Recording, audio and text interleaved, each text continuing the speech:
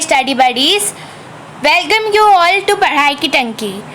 आज हम करने वाले हैं चैप्टर 1 व्हाट इज साइकोलॉजी का पार्ट 2, जिसमें हम हमारा फर्स्ट टॉपिक कवर करते हैं जो कि है अंडरस्टैंडिंग माइंड एंड बिहेवियर। तो आपको याद होगा हमने प्रीवियस सेशन में पढ़ा था कि स्टार्टिंग में साइकोलॉजी की एक डेफिनेशन निकल के आई थी जो थी स्टडी ऑफ सोल, लेकिन फिर उसके कुछ समय बाद एक और डेफिनेशन निकल के आई जो थी स्टडी ऑफ माइंड। तो अब ना ये जो माइंड है इसने लोगों को बड़ा कंफ्यूज करा, इस वजह से mind remained a taboo for many years. अब ऐसा क्यों था, क्यों कंफ्यूज करा उसको लोगों ने? क्योंकि ना लोग सोचते थे यार माइंड का स्ट्रक्चर क्या है, माइंड की लोकेशन क्या है, और अक्सर लोग माइंड और ब्रेन को कंफ्यूज करते रहते थे। लेकिन काफ़ी सारे साइंटिस्ट ऐसे थे लाइक स्पेरी और एक फिजिसिस्ट थे लाइक पेनरॉस, जिन्होंने ये माना कि माइंड इम्पॉर्टेंट है साइकोलॉजी में, और उन्होंने उसको अच्छे से स्टडी करा, और उन्हीं की देन है आज हम साइकोलॉजी में माइंड को स्टडी करते हैं। अब काफ़ी साइंटिस्ट ऐसे थे जो ये मानते थे कि unified theory of mind is possible. उनका कहना था कि एक यूनिफाइड थ्योरी है माइंड की जो ये कहती है कि mind can not exist without brain, but still mind is a separate entity. हाँ, ये बात सही है, हमने प्रीवियस सेशन में भी पढ़ा होगा, अगर आपको याद होगा, कि माइंड और ब्रेन जो होता है वो ओवरलैपिंग होता है, लेकिन वो टोटली आइडेंटिकल नहीं होता। अब हम इसको बहुत डिटेल में पढ़ते हैं कुछ केस स्टडीज़ के साथ। तो एक एथलीट थे जिन्होंने एक मोटरसाइकिल एक्सीडेंट में अपनी आर्म लॉस्ट कर दी थी। अब उनके साथ क्या होता था कि जो उनकी आर्म है वो उन्हें फील होती थी जबकि वो नहीं है। वो सोचते थे कि एक आर्म है, मतलब वो एक फैंटम आर्म इमेजिन कर रहे थे। उनको ऐसा लगता था कि अगर उनको कोई कॉफ़ी ऑफ़र कर रहा है तो उन्होंने अपने आर्म से जाके कॉफ़ी ले ली, एक फैंटम आर्म गई जिसने कॉफ़ी ले ली। और या फिर अगर कोई ऐसा प्रिटेंड करता था कि वो उनकी आर्म को खींच रहा है, तब भी वो ऐसा उसको रिटेलिएट करते थे कि नहीं नहीं, तो मेरी आर्म नहीं खींचो। पर वो इंसान सिर्फ प्रिटेंड कर रहा होता था, असल में वो उसकी आर्म नहीं खींच रहा था, क्योंकि वो असल में एग्जिस्ट ही नहीं करती। और एक और केस है जिसमें एक यंग मैन था, उसके एक एक्सीडेंट में ब्रेन इंजरी हुई। जब वो हॉस्पिटल से घर आया तो उसने बोला कि यार मेरे पेरेंट्स बदल दिए गए हैं।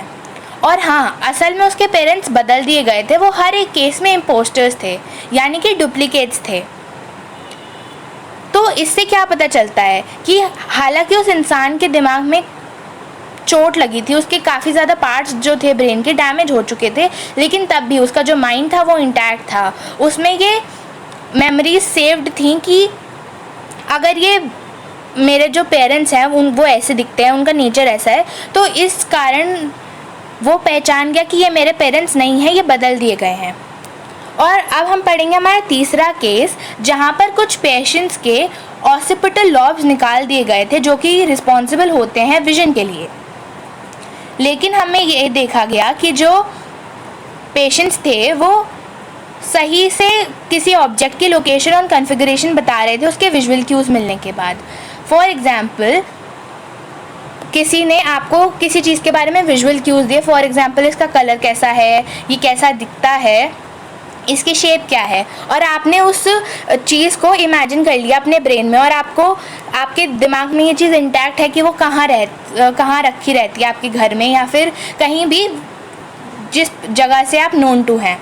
तो आप उस चीज़ के बारे में आंख बंद करके भी बता सकते हैं कि वो कहाँ रखी है। अब हम आगे चलते हैं एक बहुत ही भयंकर सी टर्म पर जो कि है साइको न्यूरो इम्यूनोलॉजी। अब आप लोग बहुत ज़्यादा कंफ्यूज हो गए होंगे इस टर्म को देखकर। नहीं।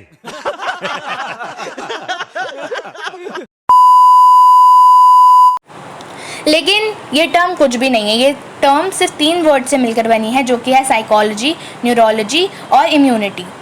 ठीक है, अब हम पढ़ेंगे कि इस 3 टर्म्स का साइकोलॉजी से क्या रिलेशन है। ठीक है, तो काफ़ी सारे साइंटिस्ट का पहले ज़माने में ऐसा मानना था कि there is no relationship between mind and body, और ये एक दूसरे से पैरेलल चलते हैं। लेकिन काफ़ी ज़्यादा रीसेंट स्टडीज़ ये शो करती हैं न्यूरो साइंसेस की कि there is a relationship between mind and behaviour. अब आप ये सोच रहे होंगे कि यार बिहेवियर और बॉडी ऐसा क्यों, मतलब कंफ्यूज हो रहा है थोड़ा सा, बट डोंट बी कंफ्यूज, क्योंकि देखो आप बिहेव कैसे करते हो, अपनी बॉडी के थ्रू बिहेव करते हो। फॉर एग्जांपल आपको भूख लग रही है तो आप खाओगे, वो काम आपकी बॉडी कर रही है, आप अपने हाथ से खा रहे हो, आपका मुंह खाने को चबा रहा है, सो ये आप बिहेव कर रहे हो और ये बिहेव आपसे आपकी बॉडी करवा रही है, आपकी बॉडी की हेल्प से आप ऐसा बिहेव कर पा रहे हो।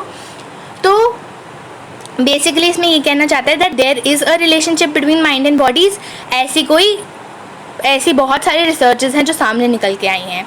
तो अब ऑर्नेज भाई साहब ने क्या करा, इन्होंने ना काफ़ी सारी स्टडीज़ कर रखी थी इस बारे में, और अभी उनकी एक केस स्टडी को हम समझेंगे और उसी के थ्रू हम समझेंगे कि ये इतनी भयंकर सी टर्म आखिरकार है क्या, ये है क्यों।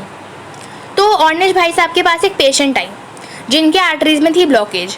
तो ऑर्नेज भाई साहब ने ये करा कि वो उनको रोज़ विजुअलाइज करवाते थे कि उनकी आर्टरीज में से ब्लड बहुत अच्छे से फ्लो कर रहा है और उनके आर्टरीज में कोई भी ब्लॉकेज नहीं है। और धीरे धीरे उनकी जो कंडीशन थी उसमें बहुत ज़्यादा इम्प्रूव हुआ और जो उनकी ब्लॉकेज थी आर्टरीज की वो भी काफ़ी ज़्यादा कम हो गई। तो गाइज इससे हमें क्या पता चलता है, इससे ही ये एक न्यू डिसिप्लिन इमर्ज होकर आया, psycho neuro immunology, which emphasises the role played by the mind in strengthening the immune system. इसका मतलब कि आपका माइंड जो है वो ऐसी चीज़ें देखकर या समझकर पॉजिटिव होता है और उसी से आपका इम्यून सिस्टम बढ़ता है, जिसकी वजह से आपके काफ़ी सारे डिजीज़ और फोबियाज़ क्योर हो सकते हैं। और आपने बहुत बार सुना भी होगा कि जिसको वो फोबियाज़ होते हैं वो वर्चुअल रियलिटी के थ्रू उससे फोबिया को क्योर करने में हेल्प करता है। दैट बिकॉज अगर किसी इंसान को पानी से फोबिया है तो उसके सामने वो खूब सारा पानी दिखाएंगे, उसको ऐसा विजुअलाइज करवाएंगे कि वो पानी में है और उसे डर नहीं लग रहा है, तो धीरे धीरे करके उसका डर जो है वो बिल्कुल ख़त्म हो जाएगा। अब हम पढ़ेंगे popular notions about the discipline of psychology. अब हो सकता है ये पढ़ के आप लोगों के जो नोशंस हैं वो ऐसे हो जाए, छन से जो टूटे कोई सपना टाइप्स हो जाए। तो शुरू करते हैं। Our psychological understandings are based on common sense, which may or may not be true. अब भाई काफ़ी लोगों की साइकोलॉजिकल अंडरस्टैंडिंग जो होती है वो कॉमन सेंस पे बेस्ड होती है। लोगों को लगता है कि साइकोलॉजी और कॉमन सेंस भाई भाई, बट नहीं, साइकोलॉजी और कॉमन सेंस ना दूर दूर के रिश्तेदार भी नहीं है। अब क्या होता है, साइंस के हिसाब से और साइकोलॉजी के हिसाब से human behaviour can only be understood through scientific investigations, है ना। अब हम इसको एक एग्जाम्पल के थ्रू समझते हैं। कॉमन सेंस क्या कहती है कि अगर आपका फ्रेंड ना आपसे दूर चला जाए तो वो दो चीज़ें कहती है, या तो आपका दोस्त हो जाएगा out of sight out of mind, यानी कि नज़रों से दूर गया तो दिमाग से भी बाहर चला गया। दूसरी थ्योरी ये कहती है कि distance make the heart grow fonder, यानी दूरियां दिलों को पास लाती है। आई नो ये डायलॉग आपने काफ़ी सारे टीवी सीरियल्स और मूवी में सुना होगा। तो अब हम समझते हैं कि इसमें साइकोलॉजी क्या कहती है। साइकोलॉजी कहती है ये आपकी एक्सटर्नल और इंटरनल सिचुएशन पर डिपेंड करता है। फॉर एग्जाम्पल, अगर आपके बहुत सारे दोस्त हैं तो आपका उनमें से अगर एक फ्रेंड चला भी जाएगा तो आपको कोई फ़र्क नहीं पड़ेगा। या फिर अगर आपका जो फ्रेंड सर्कल है वो उस दोस्त के जाने से अगर बिल्कुल खाली हो गया, आपको मतलब ऐसे लग रहा था जैसे आपका बेस्ट फ्रेंड ही चला गया, तो आप थोड़े से अकेले हो जाओगे, तो आप उस फ्रेंड को मिस करोगे। तो उस केस में क्या हो जाएगा, distance make the heart grows fonder, ठीक है। लेकिन अगर आपका उस दोस्त के जाने के बाद एक और अच्छा दोस्त बन गया तो आप उस दोस्त को बिल्कुल भी मिस नहीं करोगे, तो वो हो जाएगा out of sight out of mind, ठीक है। और अगर फॉर एग्जांपल उस दोस्त के जाने से आप बहुत ज़्यादा अकेले हो गए तो फिर आप उस दोस्त को मिस करोगे, तो वही हो जाएगा distance make the heart grow fonder. और अगर आपके दोस्त के जाने से आपको कोई ज़्यादा फ़र्क ही नहीं पड़ा क्योंकि आप दिल से अपने खुश हो एंड यूर अ जॉली गाइंड की सब आपके दोस्त बन जाते हैं चुटकियों में, तो out of sight out of mind वाला केस होना पक्का है। अब हम पढ़ेंगे psychology versus common sense. By God, ये तो पूरा मैच हो गया। तो जो कॉमन सेंस होता है वो बेस्ड होता है हिंसाइट्स पर। अब हिंसाइट्स क्या होते हैं, हिंसाइट्स होते हैं फॉर एग्जांपल एक सिचुएशन हुई और उस सिचुएशन के बाद सोचना कि अच्छा ये हुआ, अच्छा ये हो सकता था, तो मतलब ना सिचुएशन होने के बाद उस चीज़ के ऊपर कमेंट करना या फिर उसके बारे में सोचना। लेकिन साइकोलॉजी जो होती है वो ना पहले से ही मतलब हिस्ट्री निकालने लगती है तुम्हारे बिहेवियर की, समझ रहे हो? फॉर एग्जाम्पल अगर तुम्हारे पास ये सिचुएशन है तो साइकोलॉजी ये सोचेगी कि अच्छा तुमने पास्ट सिचुएशंस में कैसा बिहेव करा है, तो उसके हिसाब से वो बताएगी कि तुम्हारा आपका जो बिहेवियर है वो कैसा हो सकता है। अब कई सिचुएशन में ऐसा भी होता है कि जो इंसान होता है वो बहुत ज़्यादा वायलेंटली बिहेव कर देता है या गलत तरह से बिहेव कर देता है, तो साइकोलॉजी क्या करेगी, वो उसके पास्ट एक्सपीरियंसेस को पढ़ेगी, उसके पास्ट बिहेवियर्स को पढ़ेगी, और अगर वो ऐसा हो सकता है कि वो इस सिचुएशन में वायलेंटली बिहेव करे तो साइकोलॉजी उस बिहेवियर को रोकने की कोशिश करेगी जिससे किसी को नुकसान ना हो। लेकिन कॉमन सेंस वाला जो अंकल है वो ये कहते हैं कि कांड हो जाने दो, हम उसके बाद रिएक्ट करेंगे। अब एक बंदी और आ गई, ड्वेक, जिन्होंने एक स्टडी कर डाली 1975 में। अब इनकी स्टडी क्या कहती है ये भी सुन लेते हैं ज़रा। तो ड्वेक ना बड़ी परेशान थी। क्यों परेशान थी? वो इसलिए परेशान थी क्योंकि वो कुछ बच्चों को ना मैथ्स की प्रॉब्लम देती थी, और वो बच्चे जो थे ना वो इजी प्रॉब्लम्स तो कर लेते थे, लेकिन डिफ़िकल्ट प्रॉब्लम्स आते ही ना वो बहुत जल्दी गिव अप कर देते थे। तो इस वजह से जो ड्वेक थी वो बहुत परेशान थी। तो एक दिन उसने थोड़ा सा दिमाग लगाया, बंदी के पास दिमाग था तो उसने दिमाग लगा लिया। तो उसके हिसाब से कॉमन सेंस ये कहती थी, या फिर जनरली भी कॉमन सेंस यही कहती है कि पहले तो उन्हें तुम इजी प्रॉब्लम्स दो जिससे कि उनका कॉन्फिडेंस बढ़ जाए, और जिससे उनका कॉन्फिडेंस जब बढ़ेगा तो वो आसानी से अपनी जो मुश्किल प्रॉब्लम्स है वो भी सॉल्व करते रहेंगे, ठीक है, क्योंकि उनके पास कॉन्फिडेंस आ गया। लेकिन अब तुम्हें थोड़ा सा अंदाज़ा लग गया होगा कि इस सिचुएशन में हो सकता है कि ओवर कॉन्फिडेंस नाम के विलेन की एंट्री हो जाए, ठीक है। तो अब उसने एक स्टडी में क्या करा, उसने 2 ग्रुप्स बनाए, ए और बी।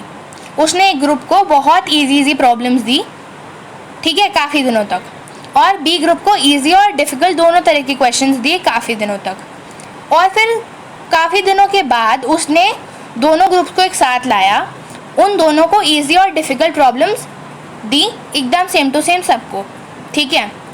तो फिर उस स्टडी का जो नतीजा था वो ये निकला कि जिन बच्चों को हमेशा इजी प्रॉब्लम्स दी थी वो डिफ़िकल्ट प्रॉब्लम्स देखकर ही भाग गए, मतलब उन्हें ऐसा बुखार चढ़ा कि उन्होंने बहुत ही जल्दी गिव अप कर दिया।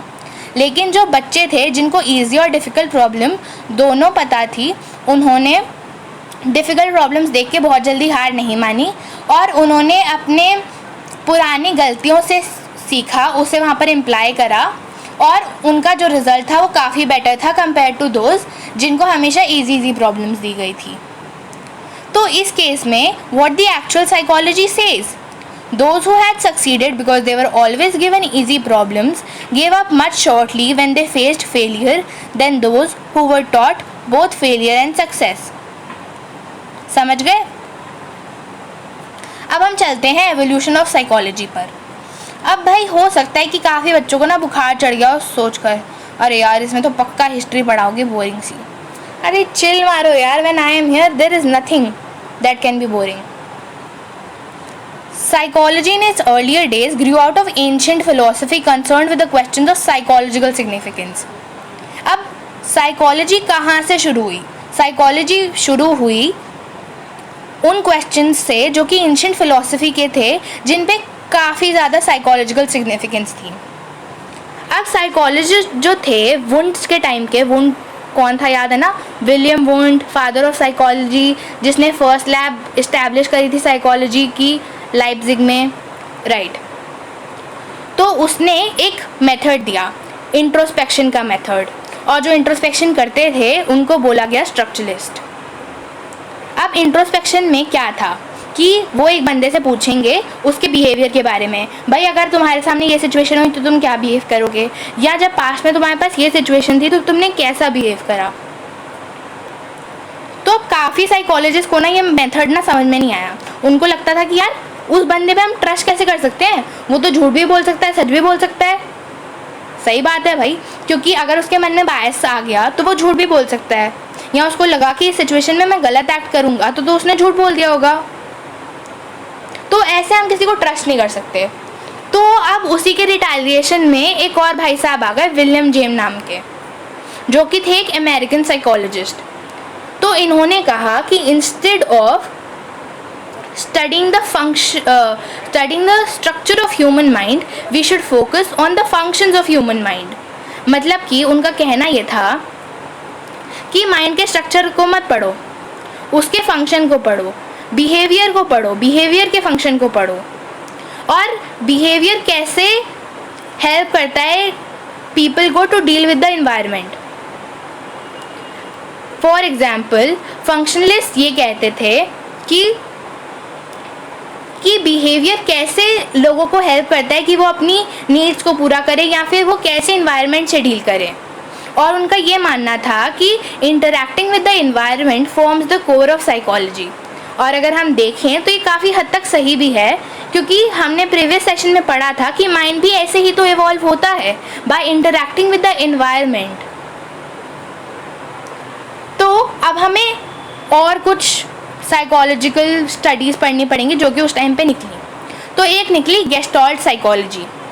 अब गेस्टाल्ट साइकोलॉजी ये कहती थी कि जो हम एक्सपीरियंस करते हैं वो ज़्यादा होता है जो कि हमारे inputs received from our environment होते हैं। मतलब आप जो फील कर रहे हो वो उससे ज़्यादा है जो आपने रिसीव करा है।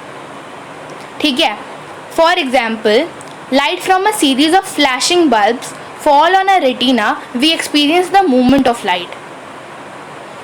इसका मतलब कि जब खूब सारे बल्ब्स एक साथ चल रहे होते हैं और जब हम उन्हें देखते हैं तो हमें ऐसे लगता है कि भाई ये तो ना लाइट चल रही है, लेकिन असल में क्या होते हैं वो फ्लैशिंग बल्ब्स जो कि मूव कर रहे होते हैं। और ऐसे ही जब हम कोई वीडियो देखते हैं हमें लगता है कि यार ये तो कंटिन्यूएशन में चला जा रही है, तो एक वीडियो की तरह है, मतलब ना ये एक चीज़ हो रही है जो प्रॉपर्ली रिकॉर्डेड है, बट वो एक्चुअली क्या होती है, वो होती है मूवमेंट ऑफ स्टिल पिक्चर्स। वो इतनी तेज़ी से होती है कि हमें लगता है कि ये एक चीज़ हो रही है सामने हमारे, जो चीज़ चलती जा रही है, लेकिन नहीं, वो सिर्फ पिक्चर्स होती हैं, स्टिल पिक्चर्स होती हैं। अब बिहेवियरिज्म क्या होता है? Behaviorism defined psychology as the study of behavior or responses which can be measured and studied objectively। भाई ये बंदा ना कुछ ज़्यादा ही ओवर प्रैक्टिकल था। इनका कहना पता है क्या था कि जो चीज़ आप मेजर कर सकते हो और एग्जैक्टली स्टडी कर सकते हो सिर्फ वही साइकोलॉजी है, बाकी और कुछ साइकोलॉजी में नहीं आता। मतलब बेसिकली ये थ्योरी जो थी जॉन वॉटसन ने दी थी, और ये कहते थे कि psychology must focus on what is observable and verifiable. लेकिन आप खुद सोचो ये कुछ हद तक गलत नहीं है, क्योंकि जैसे ये कहते हैं कि जो चीज़ ऑब्जर्वेबल है वो ही स्टडी करी जा सकती है, लेकिन हमने तो प्रीवियस सेशन में ये भी पढ़ा है ना कि कुछ बिहेवियर्स ऐसे होते हैं जैसे कि कोवर्ट बिहेवियर जो कि आउटवर्डली सीन नहीं होते, जो कि हम ऑब्जर्व नहीं कर सकते, तो उसको कैसे स्टडी करेंगे हम? तो ये ना मतलब थोड़ा सा गलत हो गई चीज़। और फिर एंट्री हुई एक अलग लेवल के बंदे की, मतलब जिसने ना दुनिया को हिला के रख दिया अपने रेडिकल व्यूज से। इनका नाम था सिगमंड फ्रूड। इनका मानना क्या था? अब इनका मानना ये था कि जो ह्यूमन बिहेवियर है ये एक डायनामिक मैनिफेस्टेशन है, मतलब मैनिफेस्टेशन है ऑफ अनकॉन्शियस ह्यूमन डिज़ायर्स। अब इसका मतलब क्या हुआ? तो बेसिकली इसका मतलब ये है कि फॉर एग्ज़ाम्पल आपने अपने मन में एक इच्छा बनाई, एक डिज़ायर बनाई कि मुझे फॉर एग्ज़ाम्पल इस साल के पेपरों में 80 में से 80 मार्क्स लाने हैं। ठीक है, तो ये जो आपकी डिज़ायर थी काफ़ी आपके दिमाग में ना बैठ गई, मतलब छोड़ ही नहीं रही थी आपके दिमाग को। तो अब आप क्या करोगे? अब आप उसके लिए दिन रात मेहनत करोगे, मतलब अपने बिहेवियर में चेंज लाओगे और अपने आप को जितना चाहे उतना ज़्यादा स्टडी के लिए मोटिवेट करोगे और ज़्यादा से ज़्यादा पढ़ने की कोशिश करोगे। सुबह जल्दी उठ के पढ़ोगे, रात तक लेट जाग के पढ़ोगे। तो मतलब आपके इस डिज़ायर ने आपके बिहेवियर को काफ़ी हद तक मतलब हिला के रख दिया। आपका जो बिहेवियर था वो काफ़ी हद तक चेंज कर दिया। ठीक है, या फिर फॉर एग्ज़ाम्पल आपकी किसी दोस्त से लड़ाई हुई और वो आपका दोस्त बहुत अच्छा था, आप रोज़ उससे फ़ोन पे बात करते थे, लेकिन जब आपकी लड़ाई हुई तो उससे आपने बात करनी छोड़ दी। तो उसमें भी आपका जो दिमाग था, क्योंकि वो बहुत ज़्यादा मतलब अपसेट था और उस दोस्त से इतना गुस्सा था कि आपको बात नहीं करनी, तो अब ये जो चीज़ थी आपके दिमाग में बैठी और उस इंसान से फिर आपने बात करना बंद कर दिया। तो मतलब इससे भी आपके बिहेवियर में चेंज आया। और ऐसे ही होता है, या फिर आप कोई चीज़ सोच रहे हो कि यार मैं ये करूँ या ये करूँ, तो तो आप अपना काफ़ी ज़्यादा टाइम उस चीज़ में बिता दोगे कि सोचने में यार कि मैं ये डिसीजन लूँ या ये डिसीजन लूँ, मेरा कौन सा डिसीजन राइट होगा। तो अब हम पढ़ेंगे व्हाट इज़ कॉग्निशन। ये कॉग्निशन जो टर्म है ये आपको आगे जाके काम आने वाली है। तो कॉग्निशन एक टर्म है which refers to all the mental processes, मतलब हर मेंटल प्रोसेसेस वो आपके कॉग्निशन के अंडर आता है। अब आपका मेंटल प्रोसेसेस जैसे थिंकिंग, गेनिंग नॉलेज, मेमोराइजिंग, आपकी फीलिंग्स, आपका प्रॉब्लम सॉल्व करने का तरीका, ये सारा हायर लेवल फंक्शनिंग में आता है ब्रेन की, और इस पूरी चीज़ को हम बोलते हैं कॉग्निशन। अब इससे हम पढ़ेंगे कॉग्निटिव पर्सपेक्टिव। भाई अब ये कॉग्निटिव पर्सपेक्टिव क्यों है, क्या है? कॉग्निटिव पर्सपेक्टिव बेसिकली ये कहता है कि कैसे हम वर्ल्ड को जानते हैं, ये जो हमारी दुनिया है इसको हम कैसे जानते हैं। कॉग्निशन एक प्रोसेस है जानने का, सोचने का, याद करने का और कोई भी अदर मेंटल प्रोसेस। इसकी वजह से ही हमारी नॉलेज बढ़ती है दुनिया के बारे में। और काफ़ी ज़्यादा साइंटिस्ट का ये मानना है कि आपका जो ब्रेन है वो एक कंप्यूटर की तरह काम करता है, एक इंफॉर्मेशन प्रोसेसिंग सिस्टम है आपका ब्रेन। अब हम इसी से रिलेटेड एक थ्योरी पढ़ते हैं, कंस्ट्रक्टिविज्म। तो अब हमने जो पढ़ा कि हमारा जो ब्रेन बनता है वो बनता है काफ़ी सारे नॉलेज रिसीव करने से, तो यही जो थ्योरी है ना इसको कंस्ट्रक्टिविज्म का नाम दिया गया है। Cognitive psychology views human being as actively constructing their minds. हम हर वक्त कुछ ना किसी चीज़ से कोई नई नॉलेज गेन कर रहे हैं, कोई चीज़ समझ पा रहे हैं। आपकी रोज़मर्रा की ज़िंदगी में ऐसे कितने सारे एक्सपेरिमेंट्स होते हैं कि कितनी सारी ऐसी चीज़ें होती हैं जिससे हम कुछ ना कुछ सीखते हैं, कुछ ना कुछ जानते हैं, उसके बारे में कुछ ना कुछ तो फील करते हैं।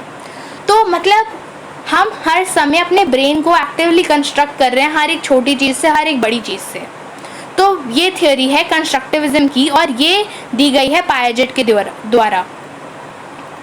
और अब ऐसे ही साइकोलॉजिस्ट हैं विगोट्स्की नाम के जो इसमें और भी ज़्यादा आगे चले गए। पता नहीं किस रेस में भाग रहा था ये बंदा, मतलब और ही आगे चला गया और इन्होंने इस बात पे एक और एड ऑन दे दिया। इनका कहना ये था कि हमारा ब्रेन इन सब चीज़ों से तो बनता ही है, जो हमने देखा, जो हमने सीखा, जो हमने नॉलेज ली। आपने फॉर एग्जांपल आप जब ये वीडियो देख रहे हो तो उससे आपका जो ब्रेन है वो कंस्ट्रक्ट हुआ। लेकिन उनका कहना ये भी था कि not only from this bookish, from this daily life experience, but also from the people we see around us. For example आपका बिहेवियर आपकी दादी जैसा है, तो ऐसा क्यों है? वो ऐसा इसलिए क्योंकि आप उन्हें रोज देखते हो, रोज उन्हें जानते हो, तो आपका जो दिमाग है वो उसी वे में सोचने लगता है। या फिर आप किसी इंसान से बहुत ज्यादा कनेक्टेड हो तो आप उसी की तरह सोचने लगोगे, उसी की तरह बात करने लगोगे। तो ये सब चीजें जो होती हैं ये आपकी आती हैं सोशल कल्चरल प्रोसेस में, मतलब जिन लोगों से आप वहाँ के कल्चर से बहुत ज्यादा इन्फ्लुएंस हो जाते हो। चीज़ आपके ब्रेन को और आपके माइंड को कंस्ट्रक्ट करने में हेल्प करता है बेसिकली। अब हम इसको एक बार पढ़ेंगे। Another Russian psychologist Vygotsky went even further as he suggested that the human mind is developed through social and cultural processes in which the mind is viewed as culturally constructed through joint interaction between adult and children. Development of psychology in India. अब इसमें हम एक पढ़ेंगे, एक बहुत छोटा सा point दिया हुआ है स्टार्टिंग में ही। The philosophical roots in the Indian tradition are rich in their focus on mental processes and reflection of human consciousness etc. अब ये जो फिलोसफिकल रूट्स की बात करी जा रही है ये क्या है? ये बेसिकली आपका महाभारत हो गया, रामायण हो गया, ये सारी चीज़ें ना बहुत मानी जाती थी कि ये रिच है मेंटल प्रोसेसेस में और रिफ्लेक्शंस ऑफ ह्यूमन कॉन्शियसनेस में। लेकिन इन्होंने आज तक कभी भी ना जो मॉडर्न साइकोलॉजी के डेवलपमेंट को कभी इन्फ्लुएंस नहीं करा अनफॉर्चुनेटली। मतलब समझ रहे हो ना कि जो लोग हैं, और इंडिया में काफ़ी ज़्यादा साइकोलॉजिस्ट ऐसा मानते थे कि जो फिलोसफिकल रूट्स हैं इंडिया में वो बहुत ज़्यादा अच्छी तरह से इन्फ्लुएंस कर सकती थी साइकोलॉजी को, लेकिन कभी करा नहीं उसने अनफॉर्चुनेटली। पढ़ेंगे कुछ बहुत इंपॉर्टेंट फैक्ट्स जिनको मैं आपको समझा तो नहीं पाऊँगी, बट मेक श्योर कि आप इसको अपनी नोटबुक में लिख लो और इसको अच्छे से याद कर लो। इसमें जो डेट्स हैं वो हाईलाइट कर लेना और मेक श्योर कि आप इसको पेपर में जाने से पहले पढ़ लेना, ठीक है, क्योंकि ये आपको फिल इन द ब्लैंक्स में काफ़ी हेल्प करेंगे। अब हम इसको पढ़ते हैं और जहाँ पर समझाने की ज़रूरत लगेगी मैं आपको हर चीज़ समझाऊंगी। The modern era of psychology of Indian psychology begins at the development of philosophy at Calcutta university. अब भाई साइकोलॉजी का जो डेवलपमेंट है वो कहाँ से हुआ? वो हुआ department of philosophy at Calcutta university, ठीक है। तो ये हमारा स्टार्टिंग पॉइंट था इंडियन साइकोलॉजी का। और इसमें the first syllabus of experimental psychology was introduced and the first psychological laboratory was established. ये सब कब हुआ? 1915 में। और कैलकाटा यूनिवर्सिटी जो थी उसमें एक और डिपार्टमेंट स्टार्ट हुआ जो था डिपार्टमेंट ऑफ साइकोलॉजी, ठीक है, वो हुआ 1916 में। और another department of applied psychology हुआ 1938 में।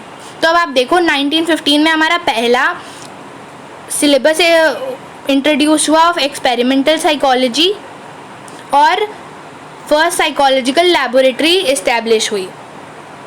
फिर दूसरा जो हमारा मार्क है वो जाता है 1916 पर, जहाँ पर हमारा फर्स्ट डिपार्टमेंट ऑफ साइकोलॉजी शुरू हुआ। Another department of applied psychology started in 1938। और beginning of modern experimental psychology was greatly influenced by the psychologist doctor NN Sengupta. ये जो नाम है ये काफ़ी ज़्यादा इम्पोर्टेंट है। और आपसे एक और नॉलेज शेयर करना चाहूँगी, वो ये है कि जो डॉक्टर NN सेनगुप्ता थे ये ट्रेन थे वुंड्स के टाइम में और इंट्रोस्पेक्शन मेथड के अंडर। ये जो पॉइंट है ये आपकी बुक में भले ही ना दिया हो, बट ये काफ़ी इम्पोर्टेंट पॉइंट है और आपको आशा करती हुई ये हेल्प करेगा आपके आने वाले लाइफ में। प्रोफेसर जी बोस की अब हम बात करें तो ये ट्रेन थे फ्रूडिन की साइको एनालिसिस में। अब फ्रूडिन याद है ना कौन थे? सिगमंड फ्रूड, जिन्होंने साइको एनालिसिस दी थी और जिन्होंने अपने रेडिकल व्यूज से दुनिया को हिला के रख दिया था। अब ये जो इन्होंने क्या करा था, इंडियन साइको एनालिटिकल एसोसिएशन बनाई थी 1922 में, जिसने काफ़ी ज़्यादा इन्फ्लुएंस करा the early development of psychology in India. और university of Mysore and Patna were the early centres of teaching and research in psychology, ठीक है। अब हम एक पढ़ेंगे कि आज का जो सिनेरियो है वो साइकोलॉजी का क्या है। तो जो दो इम्पॉर्टेंट सेंटर्स हैं जो प्रोवाइड करते हैं आपको एक्सीलेंस इन साइकोलॉजी वो हैं Utkal university at Bhubaneswar and university of Allahabad. और आज के डेट में हमारे पास 70 यूनिवर्सिटीज़ हैं जो ऑफ़र करती हैं आपको कोर्सेज इन साइकोलॉजी। अब हम पढ़ते हैं दुर्गानंद सिन्हा के बारे में। तो जो दुर्गानंद सिन्हा भाई साहब थे इन्होंने एक बुक बनाई, इन्होंने एक बुक लिखी जिसका नाम था psychology in the third world country the Indian experience. यहाँ पर थर्ड वर्ल्ड कंट्री जो है वो इंडिया के बारे में बात हो जा रही है और ये जो बुक है वो है 1986 की, जो ट्रेस करती है history of modern psychology as a social science. क्योंकि हमने काफ़ी बात कर ली psychology as a natural science की, बट हमने एक और भी डिसिप्लिन पढ़ा था जो कि था psychology as a social science. तो अब हम उसके बारे में बात करते हैं क्योंकि इंडिया में काफ़ी हद तक इस पे लोगों ने अच्छा खासा इम्पोर्टेंस दी थी, अच्छी खासी रोशनी डाली थी। तो इन्होंने ना अपनी बुक में 4 फेजेस बनाए थे और अब हम उन 4 फेजेस को थोड़ा सा डिटेल में जानते हैं। तो हमारा जो फर्स्ट फेज़ था वो था टिल इंडिपेंडेंस, जहाँ पर हम साइकोलॉजी को समझ रहे थे। तो हम क्या करते थे, एक्सपेरिमेंटल साइकोलॉजी मतलब साइकोलॉजी के साथ एक्सपेरिमेंट्स करते थे। और जैसे हमने पढ़ा था कि जो हमारे प्रोफेसर जी बोस थे वो उन्होंने सेटअप करी थी इंडियन एसोसिएशन साइको एनालिसिस। तो हम साइको एनालिटिकल और साइकोलॉजिकल टेस्टिंग और रिसर्च शुरू कर दी थी हमने। अब हमारा सेकेंड फेज़ आया। सेकेंड फेज़ था 1960s तक। तो यहाँ पर ना हम काफ़ी हद तक जान चुके थे साइकोलॉजी क्या होती है, कैसी होती है, और हमने इसे डिफरेंट ब्रांचेस में बांट दिया था। अब जो डिफरेंट ब्रांचेस हैं उसके कुछ एग्जांपल्स हैं, जैसे कि हमारा हो गया कॉग्निटिव साइकोलॉजी या फिर बायोलॉजिकल साइकोलॉजी, जिसके बारे में हम बात करेंगे पार्ट 3 में। और फिर आता है हमारा थर्ड फेज़ था टिल 1970s, जहाँ पर हम कर रहे थे प्रॉब्लम ओरिएंटेड रिसर्च। मतलब सारे साइकोलॉजिस्ट ये सोच रहे थे यार नहीं मैं प्रॉब्लम सॉल्व करूँगा, नहीं मैं ही प्रॉब्लम सॉल्व करूँगा, अरे तुझसे तो कुछ नहीं होने वाला। मतलब वो सारे ना प्रॉब्लम सॉल्व कर रहे थे। अब आप सोच रहे होगे मैडम जी कौन सी प्रॉब्लम? तो देखो क्या था, अभी तक ना हमने जो इनपुट्स ले रहे थे वो ज़्यादातर हम वेस्टर्न साइकोलॉजी से ले रहे थे, हमने ज़्यादा फोकस डाला नहीं था इंडिया पर, ठीक है। तो ये सोच रहे थे यार कुछ ना मतलब इंडिया के हिसाब से होना चाहिए। तो अब कोई चीज़ इंडिया के हिसाब से नहीं होगी, वो वेस्टर्न साइकोलॉजी के हिसाब से हो रही थी, तो काफ़ी हद तक जाहिर सी बात है कि हो सकता है वो इंडियन फ्रेमवर्क में इतना अच्छे से सेट नहीं हो पा रहा हो। तो इस वजह से psychologist became more focused on addressing the psychological problems of Indian society. मतलब अभी तक तो वो सिर्फ वेस्टर्न सोसाइटी की साइकोलॉजिकल प्रॉब्लम्स के बारे में जान रहे थे, बट यार हमें अपनी कंट्री का भी तो देखना है ना। मतलब इंडियन सोसाइटी की साइकोलॉजिकल प्रॉब्लम्स क्या, मतलब ये तो वही बात हो गई ना, तुम्हारी फीलिंग तुम्हारी, मेरी क्या, ਤੁਹਾਡਾ कुत्ता टॉमी साडा कुत्ता कुत्ता। अब हम पढ़ते हैं फोर्थ फेज के बारे में। अब फोर्थ फेज आया after 1970s, phase of indigenisation. अब ये इंडिजनाइजेशन का मतलब क्या होता है? इंडिजनाइजेशन का मतलब हुआ जैसे प्रॉब्लम सॉल्व करना या फिर कंट्रोल्ड मेजर लगाना, किसी चीज़ को कंट्रोल करने के लिए मेजर लगाना। फॉर एग्जांपल अब जैसे कोविड चल रहा है, तो कोविड के टाइम पे जो गवर्नमेंट लॉकडाउन लगा रही है, पिटाई कर रही है तुम्हारी, ये सारे जो हैं ये सारे कंट्रोल्ड मेजर्स हैं। ये है फेज ऑफ इंडिजनाइजेशन इस समय का कोविड के लिए, ठीक है।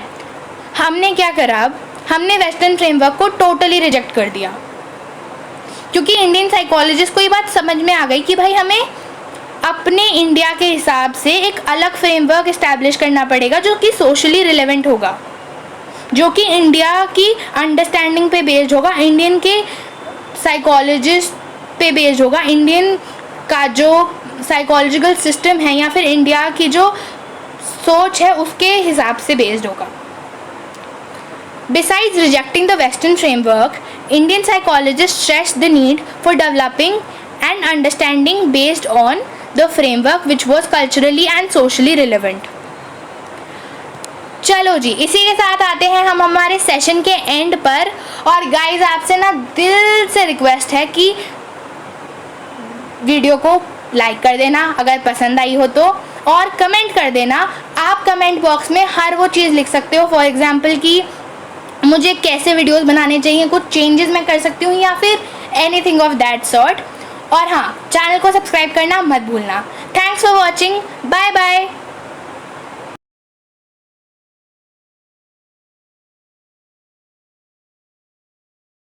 छात्र हो गए।